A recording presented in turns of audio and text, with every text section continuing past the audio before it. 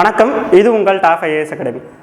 கோவை மாவட்ட இளைஞர்களுக்கு நம்ம கோவை பிரான்ச்சில் பணியாற்றுவதற்கான ஒரு டாப் அரிய வாய்ப்பை ஏற்படுத்தி கொடுத்துருக்கு. அது என்ன அப்படிங்கிறத பார்த்துருவோம்.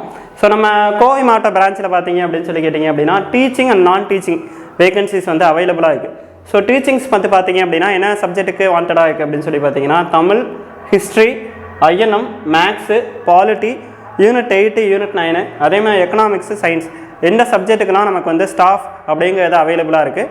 இதில் இளைஞர்கள் என்ன பண்ணலாம் அப்படின்னா இதில் பங்கேற்கலாம். அதே மாதிரி பார்த்தீங்க அப்படின்னா நான் டீச்சிங்கில் பார்த்தீங்க அப்படின்னு சொல்லி கேட்டிங்கன்னா பிரான்ச் அட்மினுக்கும் பிரான்ச் அசிஸ்டண்ட்டு, அதே மாதிரி டைப்பிஸ்ட்டு, ஜோனல் டைப்பிஸ்ட், இதுக்கான வேகன்சிஸ் அவைலபிளாக இருக்குது.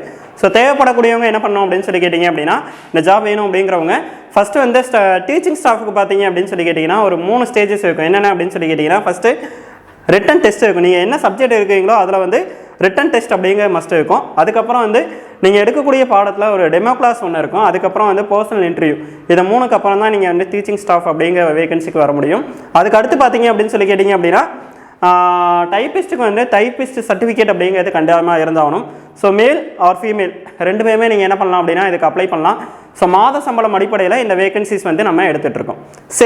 இதுக்கு நீங்கள் உங்களுக்கு மேலும் தகவலுக்கு கால் பண்ணி கேட்கணும் அப்படின்னு சொல்லி கேட்டிங்கன்னா 9629291300 அப்படிங்கிற நம்பருக்கு கான்டாக்ட் பண்ணி மேலும் தகவல்களை நீங்கள் கேட்டுக்கலாம்.